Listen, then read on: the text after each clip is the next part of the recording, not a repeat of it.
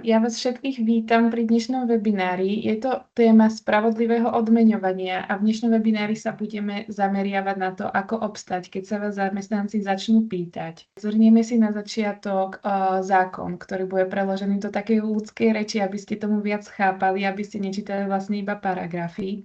A následne sa presunieme na tú praktickú časť stránky, kde nám naši konzultanti viacej povedia o tej transparentnosti v rámci celkového HR, ako to vplýva na firemnú kultúru, taktiež ako to aj správne komunikovať či už zamestnancom, ale aj manažerom, aby boli pripravení na otázky.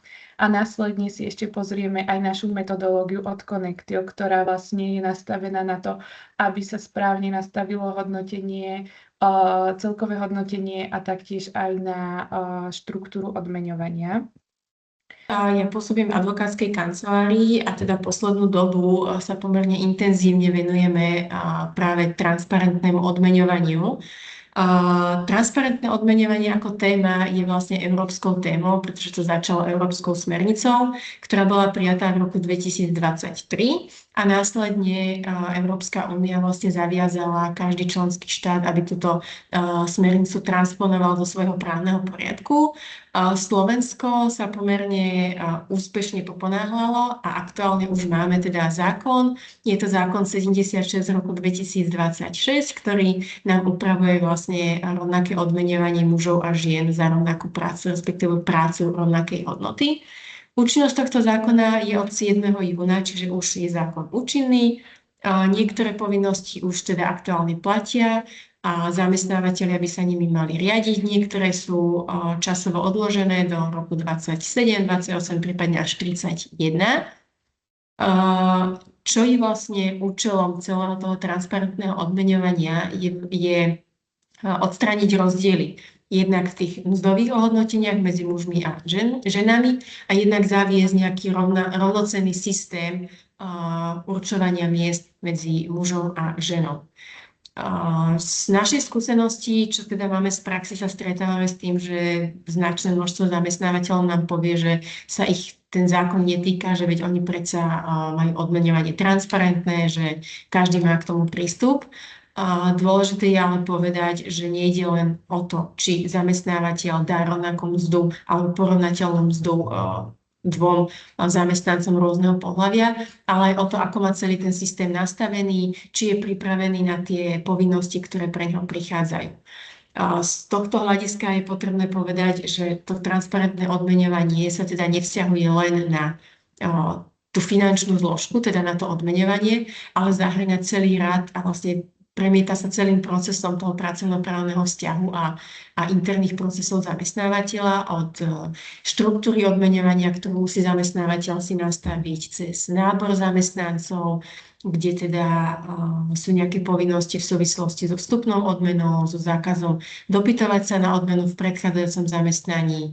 Takisto je to potom povinnosť pristupňovať kritériá, na základe ktorých sa určuje odmena, zvyšuje odmena. Reportová povinnosť a povinnosť predkladať správy, z ktorej má množstvo zamestnávateľov najväčšie obavy, čo teda povieme si na záver, že za nás to nie je práve tá povinnosť, ktorej by sa mali najviac tí zamestnávateľia báť.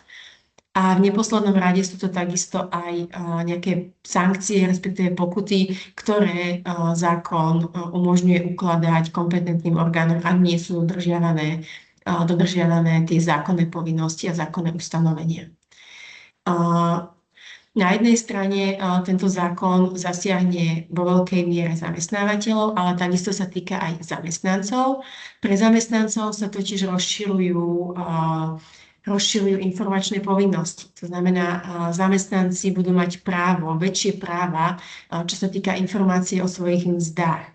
Budú mať lepší prístup k informáciám, jednak to budú informácie o mzdových rozpätiach, to znamená, od koľko do koľko sa poskytuje u zamestnávateľa mzda za rovnaké alebo obdobné práce. Zároveň budú mať prístup ku kritériám, na základe ktorých zamestnávateľ určuje tú mzdu. A v určitých prípadoch budú môcť žiadať aj vysvetlenie rozdielov, ak tam nejaké rozdiely budú. Táto povinnosť zamestnávateľa bude zaťažovať raz za rok, respektíve raz za rok bude musieť zamestnávateľ oznámiť zamestnancom, že zamestnanci máte takéto právo, môžete si ho uplatniť a zároveň im bude musieť povedať, ako si ho môžu uplatniť. Aj v tejto súvislosti je veľmi dôležité mať upravenú smernicu, čo sa týka transparentného odmeňovania, kde vlastne budú jednak tie systémy alebo štruktúry odmeňovania, zároveň tam budú niektoré procesy upravené, ale takisto tam bude aj zakotvené, že vlastne zamestnanci majú právo dožadovať sa takýchto informácií a kedy je zamestnávateľ povinný ich oboznámiť, pretože zamestnávateľ má zo zákona danú tú povinnosť, že áno, raz ročne musím povedať zamestnancom, že máte takéto právo a takto si ho viete uplatniť. V tejto súvislosti je dôležité povedať, že zamestnávateľ bude povinný informovať zamestnancov o mzdách alebo o tých zákonných náležitostiach za rok 2027, čiže prvýkrát v roku 2028. Vtedy vzniká tomu zamestnávateľovi povinnosť, ak príde tá žiadosť, áno, viem, že som povinný na ňu odpovedať a už musím mať nejaké interné procesy, o ktorých si určite budeme ďalej hovoriť, ako na ne budem reagovať, kto mi to spracuje, kto mi na to odpovie, ako na to odpoviem. Ak nebude zamestnanec spokojný s tou odpoveďou, ako mám ďalej postupovať.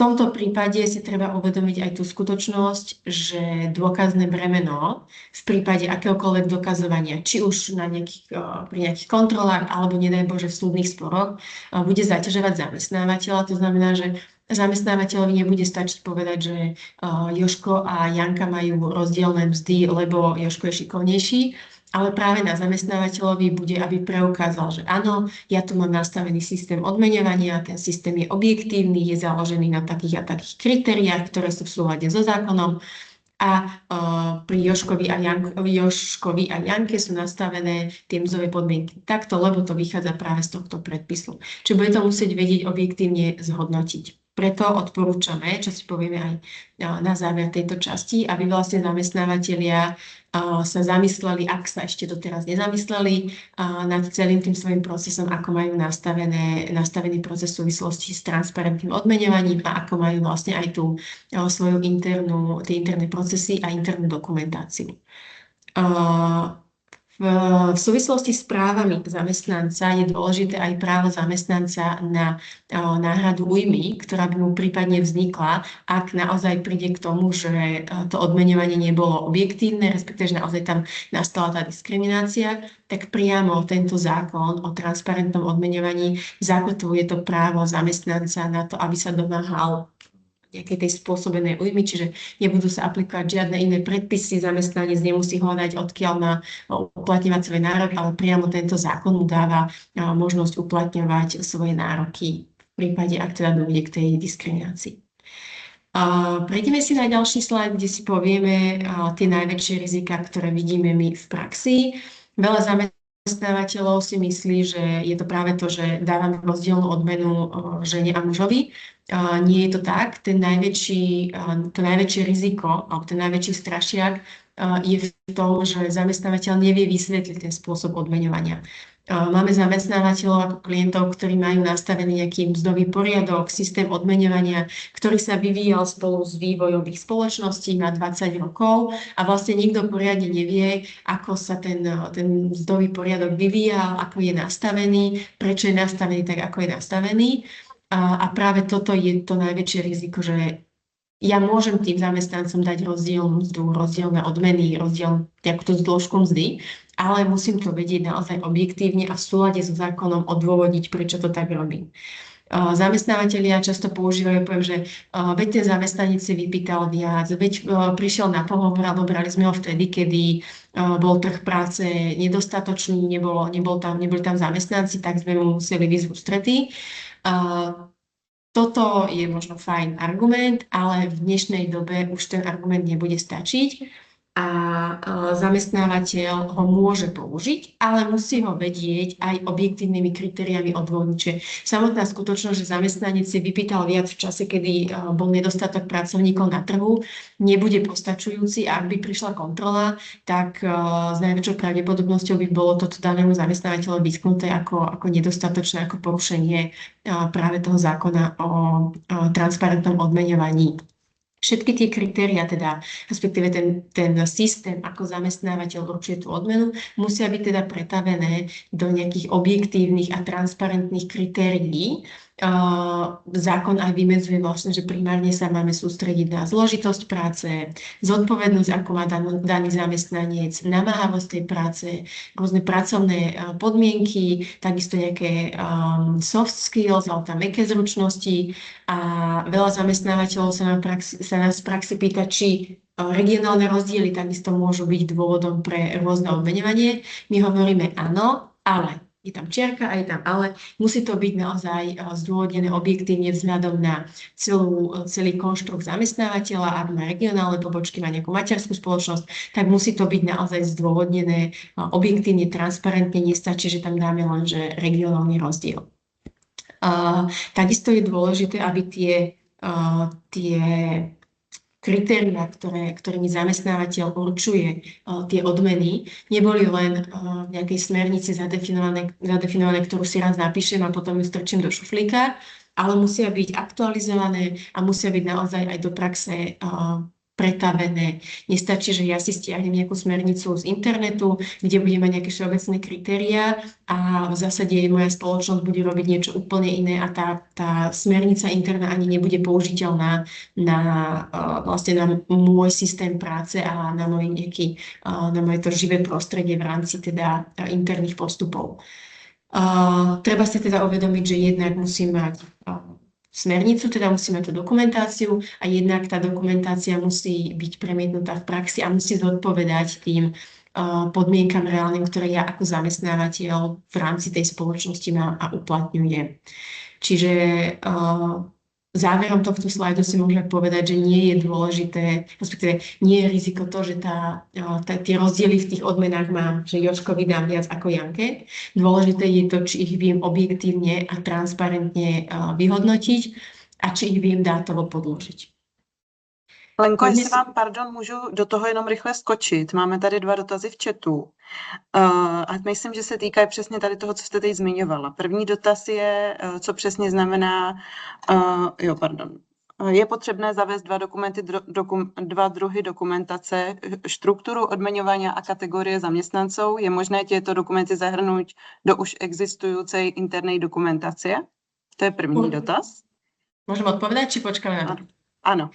Určite, akože systém, akým si to interne nastavíte, je na vás, je ale potrebné, aby ste naozaj mali tieto 2 dokumenty, tie kritériá hodnotenia a vlastne tú štruktúru odmeňovania. A či už to budete mať v rámci nejakých interných smerníc o mzdovom poriadku, alebo to bude nejakou súčasťou niečoho, nie je podstatné, ako to nazvete. Podstatné je, že tento obsah bude zahrnutý v interných predpisoch, ktoré sú vlastne k dispozícii všetkým zamestnancom. Zamestnanci sa s nimi môžu oboznámiť a zamestnávateľ ich oboznámil a sú aktualizované a aktuálne. V zásade to, čo my odporúčame v zásade asi pri každom školení, ktoré robíme, je spraviť si interný audit. To znamená, zamestnávateľ by si mal skontrolovať, ako mám nastavenú štruktúru odmeňovania, či ju vôbec mám nastavenú, ako mám nastavené pravidlá odmeňovania, nejaký benefitný systém, mzdový poriadok, ako mám pracovné zmluvy. Veľa zamestnávateľov ešte dodnes má doložky o mlčanlivosti, čo sa týka mzdy konkrétneho zamestnanca. Táto povinnosť už dávno, respektíve takéto ustanovenie už dávno je neplatné. To už zákonník práce zaviedol, že nemôžeme zaviadať zamestnanca, aby mlčal o svojej mzde. Čiže veľa zamestnávateľov ešte takéto doložky má v tých zmluvách, tie sú neplatné, ale treba to rozdeliť, pretože zamestnanec nemôže byť zaviazaný k tomu, aby dodržiaval mlčanlivosť o svojej mzde, ale môžeme ho zaviazať k tomu, aby dodržiaval mlčanlivosť o konkrétnych formách a štruktúre odmeňovania u zamestnávateľa. Na to si treba dať pozor, že nie je to vhodné zlievať dokopy tieto 2 skutočnosti, ale je to fajn aj v tých pracovných zmluvách odlíšiť, určiť, že na toto sa vzťahuje mlčanlivosť, tu naopak nemôžem zamestnanca zaviazať mlčanlivosťou. Takisto si skontrolovať, aké sú kritéria, ak ich mám pri zvyšovaní odmien, kategorizáciu pracovných miest, popisy práce, následne z toho si vlastne vyhodnotiť z nejaké závery a potom postupovať, že áno, mám to fajn a v zásade to nemusím meniť, alebo zistím, že nie sú tam nedostatky a je to potrebné zmeniť. A keď mám vlastne tieto nedostatky, tak takisto je potrebné si ako keby usporiadať systém, či viem, kto mi vlastne bude zabezpečovať všetky tie vstupné údaje, aby som vedel urobiť nejaké výstupy, či je spravidla personálu alebo nejaké HR oddelenie nastavené na to, že prídu nejaké nové povinnosti, že budú musieť reportovať, že mi budú musieť ako zamestnávateľ vydávať dáta, či mám stanovený proces vybavovania sťažností, to znamená, ak zamestnanec podá sťažnosť, aby vedel, kde ju má podať, komu ju má podať, kto ju má prebrať, ako sa ďalej postupuje, ako ju mám vybaviť, v akej lehote mám vybaviť, ako mám oznámiť výsledok vybavenia, ako ju archivujem, ako komunikujem so zamestnancami. To znamená, ak dotknutí personalisti budú komunikovať s tými zamestnancami, tak spravidla, alebo predpokladáme, že budú aj nepríjemné situácie, kde tí zamestnanci budú využívať toto svoje právo a budú ho značne využívať. A práve tí personalisti alebo manažéri alebo ktokoľvek bude ten prvý kontaktný bod voči tým zamestnancom, by mali vedieť, ako voči tým zamestnancom komunikovať, ako zvládať prípadne nejakú krízovú alebo stresovú situáciu, aby tam nevznikali zbytočne nedorozumenia. A na všetko toto by mal mať ten zamestnávateľ nejaký protokol, nejaký interný predpis alebo internú smernicu. A ja na to nadviažem z tej HR perspektívy, keďže to transparentné odmeňovanie nemôžeme úplne brať iba ako legislatívnu povinnosť, pretože v praxi je to téma, ktorá sa dotýka jednak teda nejakej zamestnaneckej skúsenosti, dôvery, motivácie. Určite do toho spadá nábor, rozvoj zamestnancov, ale teda v neposlednom rade aj nejaká retencia alebo teda udržanie si zamestnancov v nejakom našom systéme. Dôležité je tu povedať jednu vec hneď na začiatku a síce, že teda zamestnanci sa nebudú pýtať teda iba koľko, ale budú sa pýtať teda prečo. Prečo je tam moja mzda nastavená takto, prečo to, čo spomínala Lenka, nejaký Janko a nejaká Anička majú tú inú mzdu a prečo som v tomto pásme. Čiže tá transparentnosť nie je iba o zverejnení čísiel ako takých, ale o tej schopnosti zrozumiteľne a teda naozaj férovo vysvetliť pravidlá. A keď sa budeme rozprávať o celkovej odmene, tak, alebo takto, keď hovoríme o odmeňovaní, veľmi často sa tá diskusia zvykne teda zúžiť iba na základnú mzdu. Ale z toho HR pohľadu je odmeňovanie naozaj širší systém a vy, ktorí ste tu teda z tej oblasti HR, to veľmi dobre viete. Zahŕňa to nejakú teda fixnú mzdu, variabilnú zložku, nejaké bonusy, ktoré vyplácame, samozrejme benefity, nejaké príplatky, niekde sú to nefinančné formy odmeny a tak ďalej. A z pohľadu teda zamestnaneckej skúsenosti, tí naši zamestnanci to vnímajú ako celok. Čo za svoju prácu dostávam, ako tomu rozumiem a či to považujem za férové. Možno takto by som to veľmi skrátke ako keby zhrnula. Čiže tá celková odmena je viac ako základná mzda a práve preto musí byť aj ten systém ako taký veľmi, veľmi zrozumiteľný. Môžeme ďalej, Domi.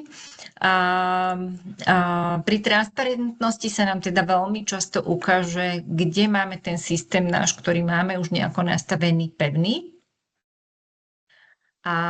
A na druhej strane, kde skôr stojí na tom zvyku alebo nejakých individuálnych dohodách. To je to, čo aj Lenka spomínala v tej právnej časti. Pri tej fixnej mzde možno nejaké pravidlo máme nastavené, lebo to nejak máme popísané, nejak to máme nastavené, ale pri tých bonusoch, možno mimoriadnych odmenách alebo benefit, to nebýva úplne jasné a práve tam vznikajú často otázky. Prečo niekto dostal, prečo ten Janko ten bonus dostal a a ja nie, alebo prečo on dostal 100% a ja len 50%. A prečo má jeden človek vyšší nástupný a nejaký ten celkový ako keby package alebo balík a prečo má niekto individuálny benefit, ktorý my ostatní nemáme. Čiže čím viac individuálnych výnimiek budete mať, tým to bude náročnejšie a bude tá potreba ako keby vedieť ich objektívne vysvetliť, bude naozaj že narastať. Dobre, môžeme ďalej. Transparentnosť sa teda neobjaví iba v tom momente, kedy ten zamestnanec požiada o tú informáciu o mzde, ale objaví sa už oveľa skôr.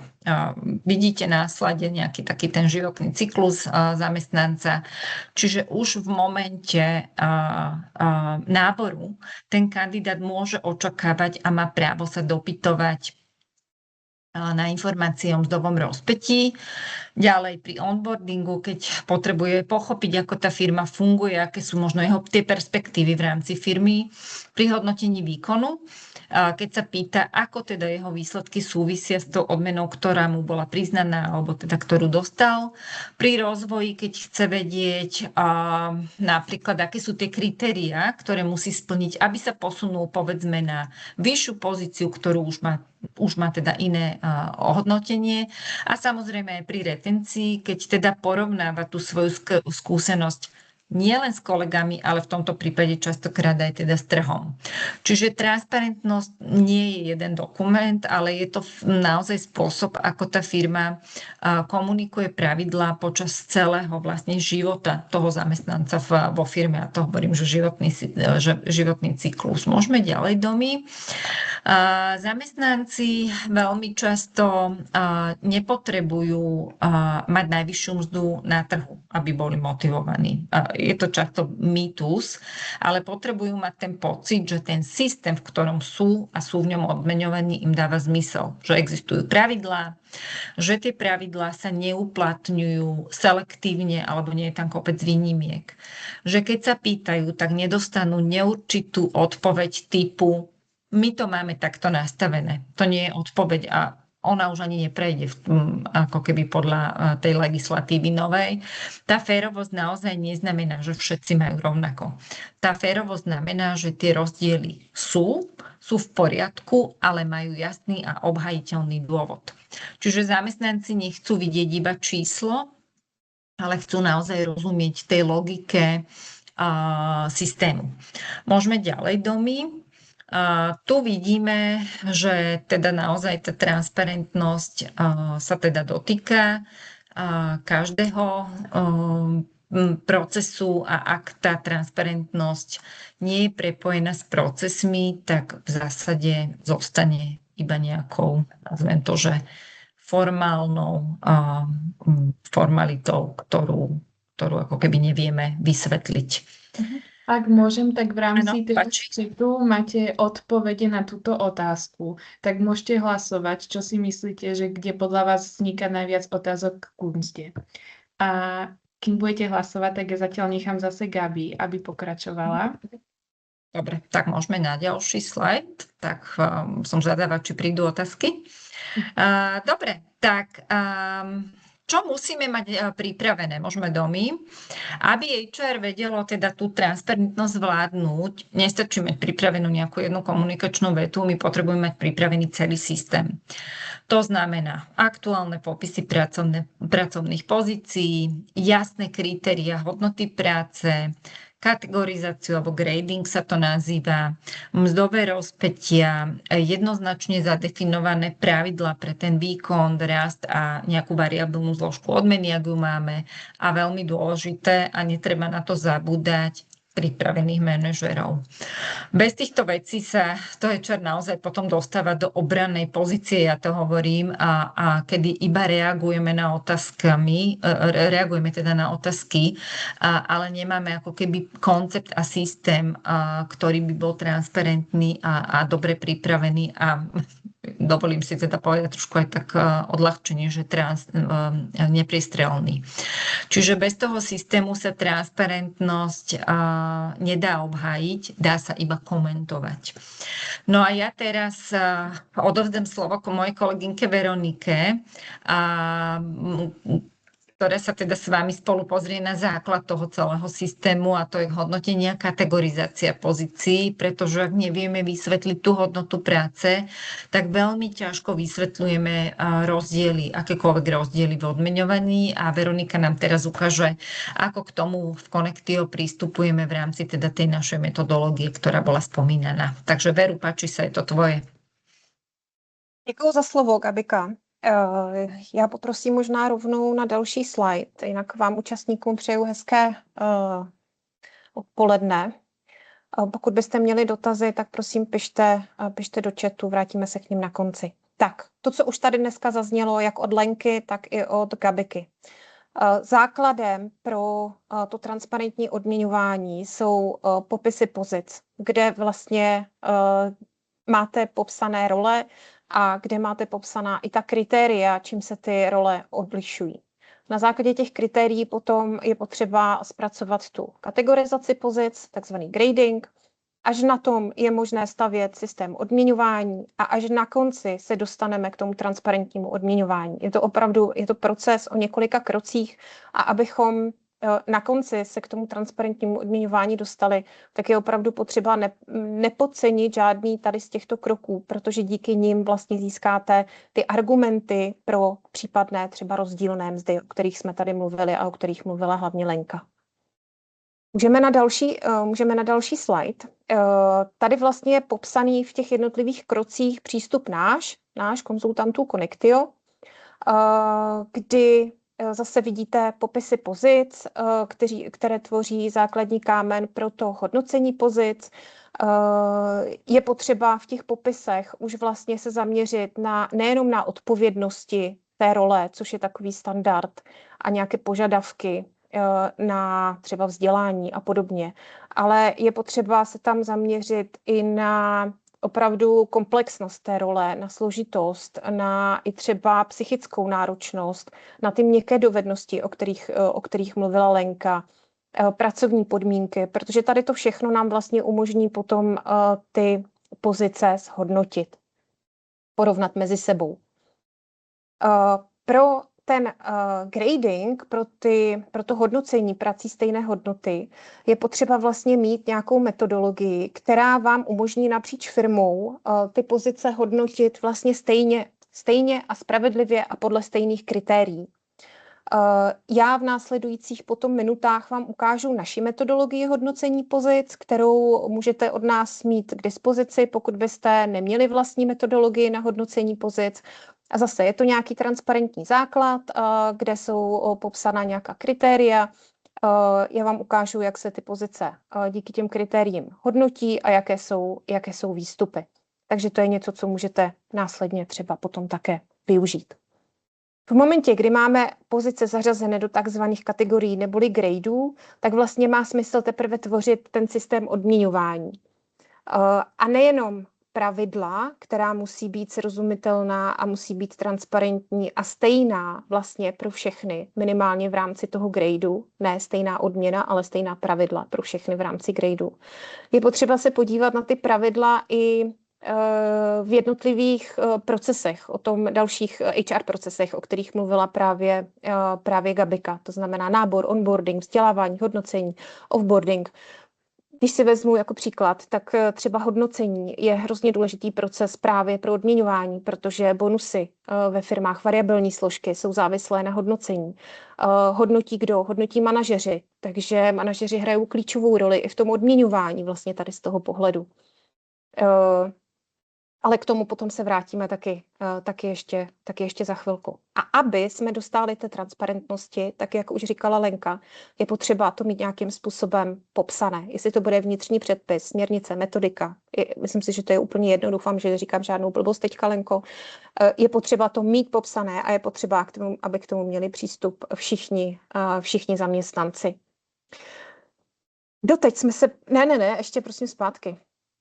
Doteď jsme se bavili pouze o pozicích. Vůbec jsme se nebavili o lidech. Máme zkušenosti, když pracujeme s klienty, že klienti často do toho motají Jirku, Pavla, Naďu, Lenku. Ne, tady se stále bavíme o hodnocení pozic, ne o hodnocení lidí. O lidech se začínáme bavit až vlastně v tom posledním kroku, kde už nastavujeme transparentní, my tomu říkáme spravedlivé odměňování, protože ten náš přístup vlastně není jenom o tom, aby ženy a muži byli spravedlivě odměňováni, ale aby všichni v rámci toho daného gradeu měli spravedlivou odměnu podle hodnoty té práce. A až tady vlastně, když analyzujeme gender pay gap, tak se bavíme o konkrétních lidech a vysvětlujeme nebo pomáháme firmám vysvětlit ty případné rozdíly v odměňování. Tady je důležitá právě ta komunikace se zaměstnanci, s manažery, proškolení manažerů a podobně. Tak, poprosím dál. Co se týče popisu pracovních pozic, tak na konci od nás dostanete link, můžete si stáhnout vzor, který obsahuje některá kritéria, která můžete využít pro hodnocení těch pozic, takže to máte od nás jako dárek za účast tady v tomto webináři. Poprosím dál. Tak, jak pracuje ta naše metodologie hodnocení pozic, aby jsme se dostali taky k té praktické části. Snažili jsme se navrhnout metodologii, která je jednoduchá, která se dobře spravuje, dobře komunikuje a dá se využít v menších, středních a středně velkých společnostech úplně napříč odvětvími. Pracujeme se 7 kritérii, které mají různé váhy. Největší váhu 30% mají dovednosti, znalosti a kompetence, potom z 20% jsou tam odpovědnosti a pak ty procenta klesají, ale jsou tam dalších 5 kritérií. Máme zkušenost, že ty váhy jednotlivých kritérií a ta kritéria jsou opravdu univerzálně použitelná. Měli jsme klienta z oblasti zdravotnictví, kde vlastně lékaři, u nich se klade hodně velký důraz na vzdělání, tak jsme upravovali ty váhy těch kritérií tak, aby to vyhovovalo tomu oboru zdravotnictví. Takže i s těmi váhami se dá hýbat pro případ konkrétních společností, ale takhle je to jinak univerzálně použitelné. Dobře, takže máme 7 kritérií s různou váhou, co s tím dál. Pojďme na další slide. V momentě, kdy hodnotíme jednotlivé pozice, tak každé to kritérium má vlastně škálu hodnotící od 1 do 5, kde jsou popsané nějaké charakteristiky každé té úrovně toho skóre a je potřeba vlastně jako vybrat pro každou tu pozici odpovídající úroveň u každého kritéria. A teď si představte, že za vámi přijde zaměstnanec a bude se ptát, proč je zařazený tady v tom gradeu. A vy mu ukážete, že ta jeho pozice je zahrnutá tady v tom gradeu právě na základě hodnocení tady těch kritérií, kdy třeba v dovednostech, znalostech a kompetencích je na úrovni 3, v odpovědnostech na úrovni 2. A můžete takhle argumentovat. Pojďme dál. Takhle může vypadat vlastně porovnání nebo to hodnocení v praxi, kdy vy si seřadíte ty jednotlivé role pod sebou a abyste je i mohli mezi sebou porovnávat, tak vlastně přiřazujete ta jednotlivá skóre těm kritériím a na konci vám vyjde nějaké celkové skóre a z toho vlastně vám vypadne celkový grade, do kterého vlastně ta konkrétní pozice spadne. Pojďme dál. Vy vidíte už mapu pozic, těch 10 gradeů, které jsou vlastně výstupem po té kategorizaci a všechny ty pozice vám napadají tady do té tabulky. Některé budou v G1, některé budou v G2, některé v G3, některé budete mít třeba prázdné.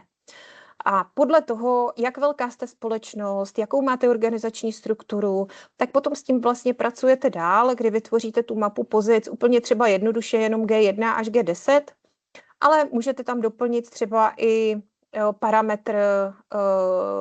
další parametry jako funkční oblasti nebo nějaké job families, organizační celky. Tady je to opravdu jako individuální podle toho, jak vlastně vaše společnost funguje. A pokud se začneme bavit o odměňování jako další krok, poprosím další slide, tak vlastně na základě těch gradeů vy potom můžete postavit takovouhle Takovéhle úrovně pozic právě podle těch jednotlivých kategorií a těch třeba funkčních celků nebo specializací, anebo úplně jednoduše můžete tam mít pozice nebo mzdová rozpětí rozdělená podle seniority, může tam být senior, medior, junior nebo jenom junior, senior, nebo to tam nemusíte dělat vůbec, záleží na tom, jakým způsobem zase to vaše odměňování bude postaveno a v jakých rozmezích potom jste připraveni vlastně s těmi zaměstnanci to odměňování komunikovat. Tady to je zase něco jako velmi zjednodušené, transparentní, takže ti zaměstnanci potom to snadno pochopí a zorientují se v tom. Z praxe víme, když děláme třeba průzkumy spokojenosti ve firmách a ptáme se na odměňování, tak čím větší srozumitelnost odměňování, tak tím i větší spokojenost s odměňováním. Jak už zaznělo na začátku, není to vždycky o těch částkách jako takových, ale je to o tom, že lidi vědí, za co jsou odměněni, jak můžou navýšit svoji mzdu, co můžou udělat, prostě rozumí tomu systému a často ve firmách nerozumí tomu systému odměňování ani manažeři a to je v dnešní době velmi špatně. Tak, prosím, dál.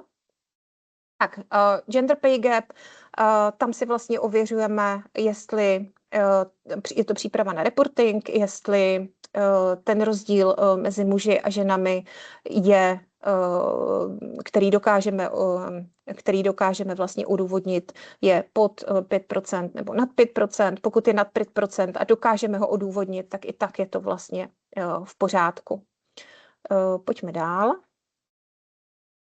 Takhle můžou vypadat výstupy, které připravujeme my pro naše klienty, kdy se díváme na nejenom rozdíl mezi muži a ženami, ale díváme se právě, jak jsem zmiňovala, na rozdíl mezi pozicemi bez ohledu na gender v těch kategoriích, abychom dokázali identifikovat i případné jakoby nesrovnalosti a zajistili spravedlnost toho systému pro všechny vlastně zaměstnance v tom daném gradeu.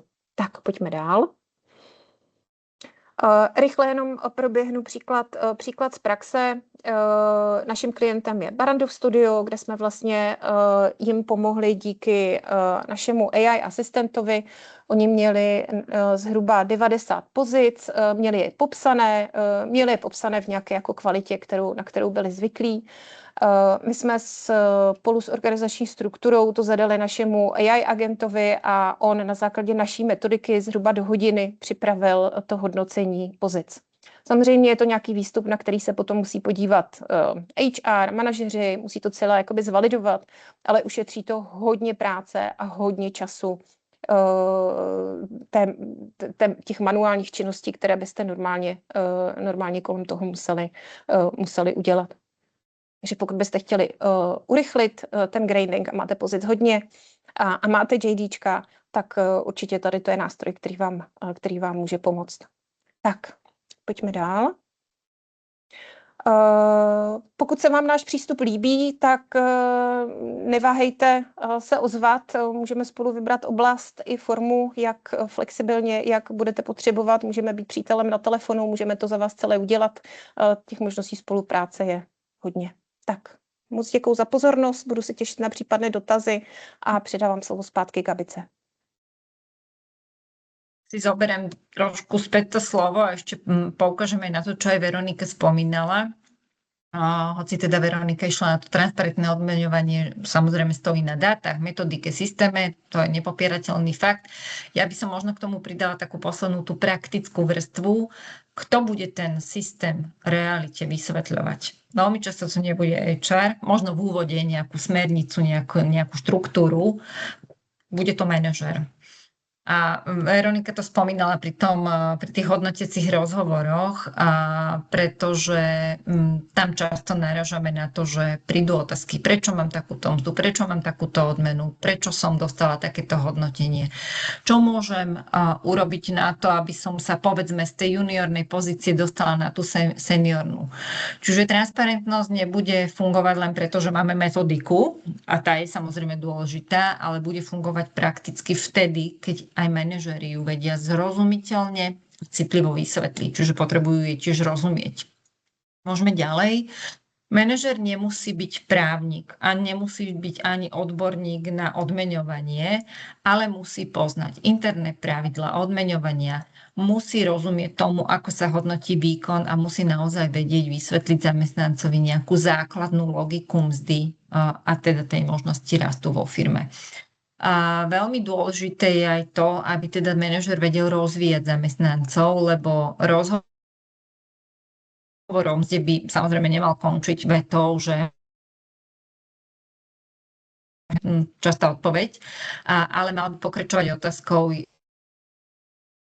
krok k tomu, a čo víš ty urobiť, milý kolega, by si sa mohol posunúť. Čiže ten manažer nemá byť iba poslom nejakého rozhodnutia, ale má byť ako keby aj takým prekladateľom toho systému do nejakej ľudskej reči.